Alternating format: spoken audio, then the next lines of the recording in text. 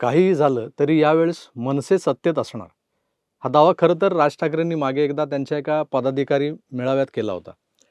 मी माझ्या माणसांना सत्तेत बसवणारच. हा राजसाहेबांचा दावा कोणत्या बेसवर त्यांनी केला असावा यावर त्या मेळाव्यानंतर बराच खल झाला. मागच्या दशकभरात प्रत्येक खेपेला मनसेचा एकच आमदार निवडून आला होता. तोही त्याच्या स्वकर्तृत्वावर, स्वबळावर. अशा त्या पक्षाचे प्रमुख सांगतात 2024 सालच्या राज्याच्या निवडणुकांमध्ये माझे लक्षणीय संख्येनं आमदार निवडून येतील आणि हे लक्षणीय एवढं असतं की मनसे सत्तेत बसेल, सत्तेत सहभागी असेल. बऱ्याच जाणकारांनी यावर आश्चर्य व्यक्त केलं होतं. ज्यांना आपण राजकीय पंडित वगैरे म्हणतो त्यातले तर बरेच लोक मागच्या 10-12 वर्षांपासून मनसे संपली अशाच आविर्भावात बोलत असतात. वांद्र्याला जे ठाकरे राहतात त्यांची शेंबडी पोरंही मनसेवर बोलू लागली की संपलेल्या पक्षाबद्दल काय बोलायचं.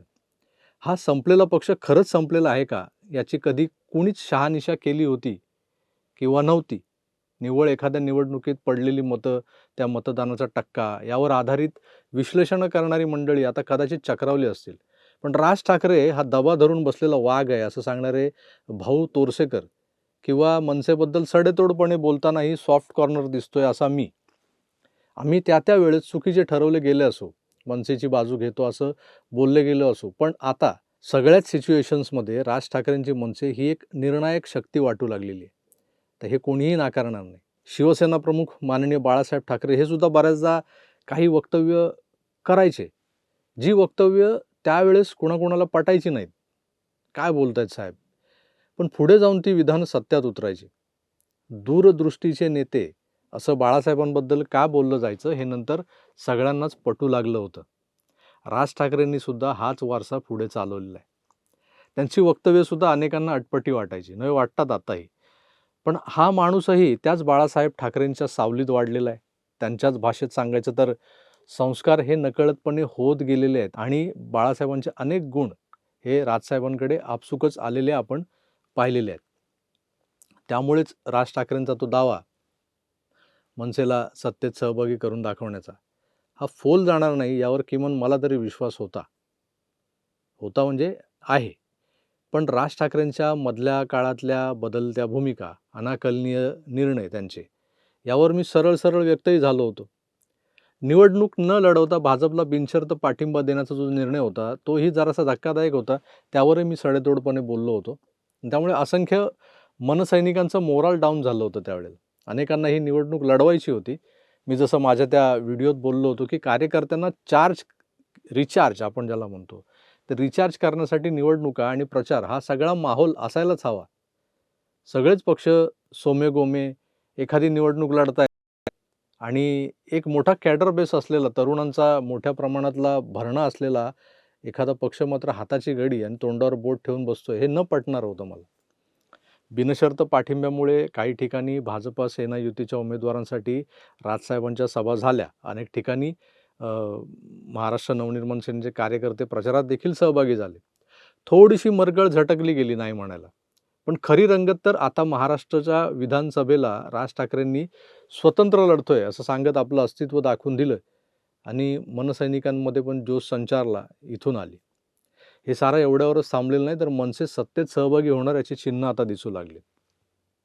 होय, माहीममधला तिढा, लालबागच्या राजाच्या दर्शनाला गेले असता राज ठाकरेंनी तिथले ते मंडळाचे अध्यक्ष सुधीर साळवींचं केलेलं कौतुक, त्यांच्या पाठीवर मारलेली थाप, त्यामुळे तिकडे झालेली शिवडीतली तिकिटाची कापाकापी, एकूण काय तर विरोधकांमध्ये मनसेच्या उमेदवारांबद्दल विशेषतः राज ठाकरे यांच्या अस्तित्वाची असणारी धास्ती, ऐनवेळी फिरणारी मराठी मतं, या फॅक्टरमुळे संपलेला मनसे नावाचा पक्ष अद्याप संपलेला नाही आहे, हे पुन्हा एकदा सिद्ध झालं.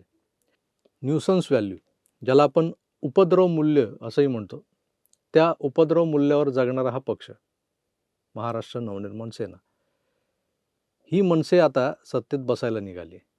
यामागे नेमकं काय समीकरण आहे हा जर विचार केला तर अनेक मुद्दे आपल्या समोर येतात. 2029 साली मनसेचा मुख्यमंत्री महाराष्ट्राच्या विधानसभेत असेल असा एक दावा केला जातोय, खुद्द राज ठाकरेंनी केलाय.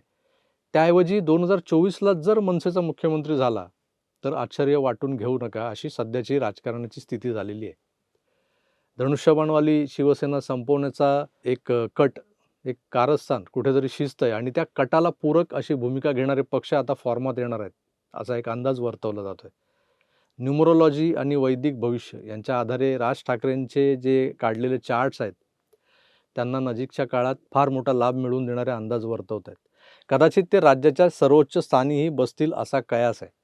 तिकडे अमेरिकेत ट्रम्प यांचाही न्यूमरो चार्ट हा राज ठाकरेंच्या चार्टशी मिळता जुळता आहे.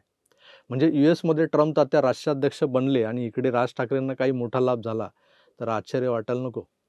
पण हे सगळं कोणत्या आधारावर बोलता येईल? तर मोठा आधार जो आहे तो महायुतीतला अंतर्गत संघर्ष.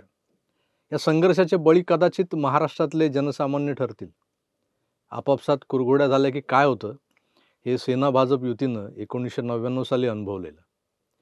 मुंडेंना मुख्यमंत्रीपद खुणावं लागलं आणि त्यांच्या व्यूहरचनेला काउंटर करता करता नारायण राणेंच्या नाकी नऊ आले होते. परिणामी सत्ता गेली. कावळ्यासारखे टपलेले काँग्रेसही लागलीच या परिस्थितीचा फायदा उचलून सत्तेत आले देखील. पुढे 15 वर्ष हल्ले नाहीत. यावेळेसही असं झालं तर ज्या लाखो लाडक्या बहिणी त्यांना मिळणाऱ्या 1500 रुपयांमुळे खुश आहेत, त्यांचं पुढे काय होणार? अनेकींनी या 1500 रुपयांच्या बळावर छोटे छोटे कुटीरोद्योग उभे करण्याची स्वप्न पाहिलीत. अनेकींच्या पोराबाळांना ट्युशन्स लावली गेलीत.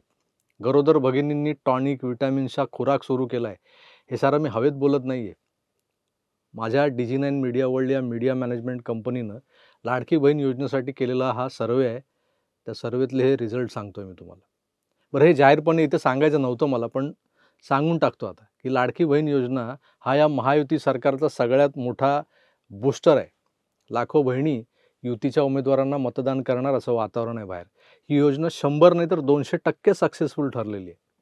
बाकी अजून आहेच. अमृत योजना, फुकटचा ST प्रवास, 3 सिलेंडर्स फुकट वगैरे. तर मी व्यक्तिशः या फुकट पॉलिसीचा विरोधकच आहे. पण अनेक असे समाज घटक आहेत आजही आपल्याकडे. त्यांना स्टेबल व्हायला या फुकटचा बूस्टर मिळणं गरजेचं आहे, असं फील्डवर उतरल्यावर जाणवतं. पण कालांतराने या योजनांचा पुनर्विचार करून आवश्यक आहे त्यांनाच हे लाभ सुरू ठेवावेत, असंही माझं प्रांजळ मत आहे. तर मित्र, थोडंसं विषयांतर झालं हे सगळं सर्वे वगैरे. पण हे सुद्धा ओघाने तुमच्यापर्यंत आणि तुमच्या माध्यमातून सत्ता संघर्षात मग्न असलेल्या काही नेत्यांपर्यंत पोहोचवणं मला आवश्यक वाटतंय, म्हणून मी मुद्दाम बोललोय. मनसे सत्तेजवळ जाणार, सत्तेत जाणार, कदाचित किंग मेकरच्या भूमिकेत असणार अशी चिन्ह दिसत आहेत. पण त्यामागे मनसेला जनता तिसरा पर्याय म्हणून पाहते असं अजिबातच समजू नका. असं नाहीच आहे मुळी. राज ठाकरेंचा करिश्मा, मनसेच्या स्थानिक उमेदवाराचा चेहरा, त्याने केलेलं काम, त्याची लोकप्रियता आणि एक अदृश्य हात जो मनसेच्या पाठीवर आहे, त्याच्या जोरावर हे परिवर्तन घडून येईल.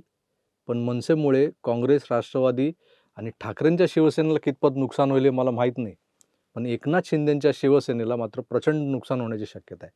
आणि आताचा माहीमवरून रंगलेला कलगीतुरा, तिकडे कल्याण बदलापूरमध्ये त्याचं उट्टं काढण्याची भाषा, हे सगळं पाहता मनसेचा सामना हा शिंदे सेनेसोबतच होणार आहे असं मला वाटतंय.